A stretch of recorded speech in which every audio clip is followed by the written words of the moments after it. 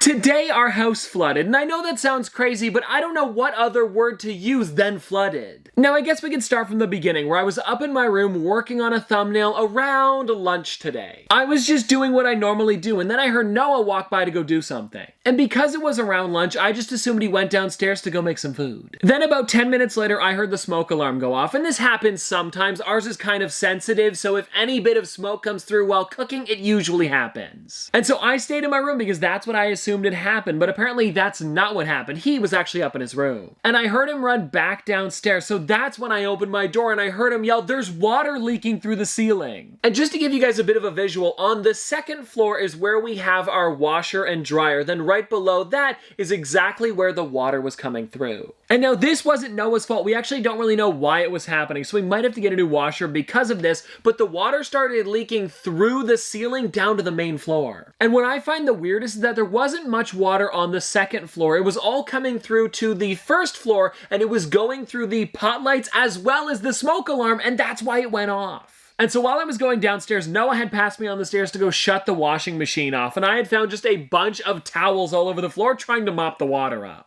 And so I ran to the basement to grab some buckets, and while I was down here, I figured I might as well check out the room just to make sure there was no water leaking through, and there wasn't. Which was definitely good, so I figured, you know what, it's not even gonna go through at all. So I just went back upstairs and we started filling up the buckets with water, and I swear it got like maybe a couple inches. It was a good amount. And this was one of those bigger tubs that you would normally store stuff into, like a giant orange one that we use for our Halloween stuff. It was a good amount of water. And on a bit of a side note here, I didn't actually know how much water washing machines use, and it wasn't going back where it normally did and drained out of the house. It was draining through whatever, the ceiling, I don't know. I wish I got some footage for you guys, but it was seriously so overwhelming. I was just busy doing that. And if you guys want a visual picture, Jumanji?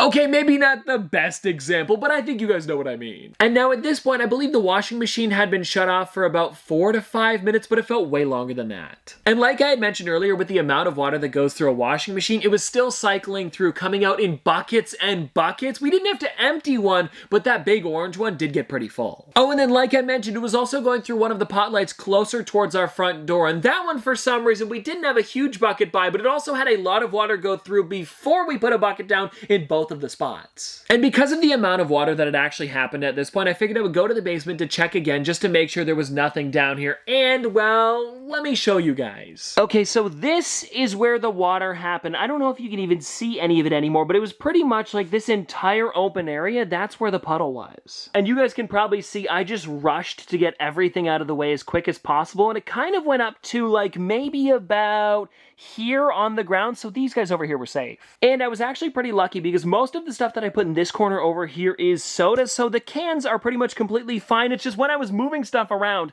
I got a little bit nervous and my squiddly diddly opened up, so his pog is kind of wet. Actually, you know what? It doesn't look too bad anymore.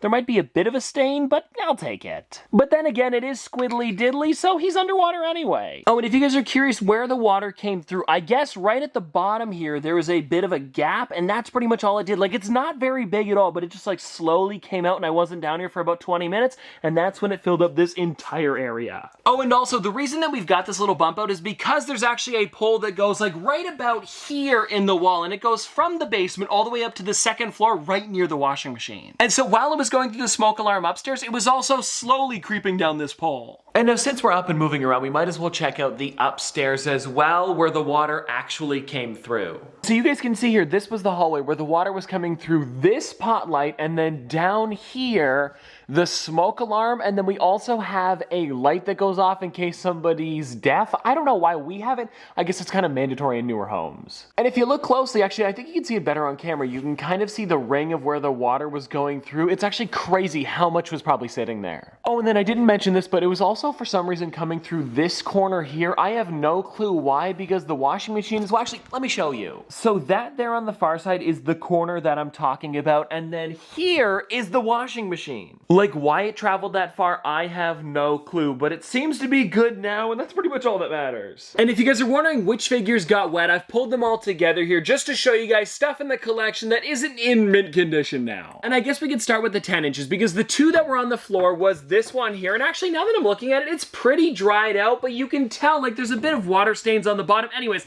it is the Infinite Deco with Erie. Because if you guys watch my room tour, you would know that I have stacks of 10 inches because they're kind of hard to put places, and this stack was right next to where it was coming through on the wall, and then the other one was, well, this bad boy right here. And I'm gonna be honest, it's not as bad as the Infinite Deco with Erie. And oh, by the way, there's no figure inside of here because it was so wet when I picked it up, it actually slid out the bottom.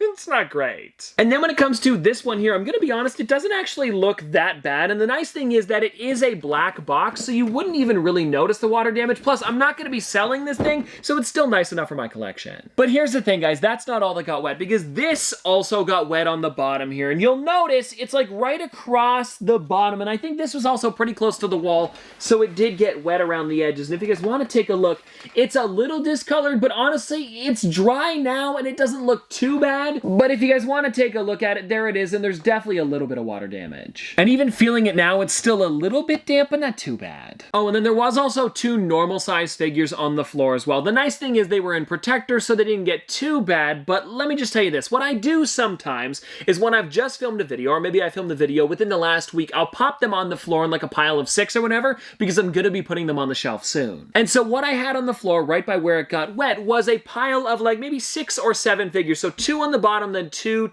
and then 1 in the middle, and I just assumed they'd be fine. Because of course I know they're there, I'm not gonna kick them or anything, but also I didn't expect like water to be gushing through the floor. It was a weird scenario. And so anyways, guys, the 2 figures that got wet were my SDCC Donatello. If you guys wanna take a look, it was on the back side here, and I threw it back in the protector because the protector had dried. Like right away when it happened, I took it out, wiped the water off, and you know what? Looking at this thing, it almost looks brand new. Like, I really don't see much wrong with this. Yeah, you know what? Taking a look at it now, it almost seems like this wasn't the figure, but it definitely was Donatello on the ground. I guess the water was wiped off pretty quickly, so it's not that bad. And then the other figure that was on the ground closer to the puddle was this one here, my Frightmare on Fun Street Freddy, which honestly, I don't think looks too bad. Like, I can see some like water droplets on the protector, and it was the backside again, very similar to the Donatello. And now let me pop this thing out because I really do want to see if there is anything. It's kind of hard to see it in the protector, and I guess like maybe very similar to the other one. I did wipe it off pretty quickly.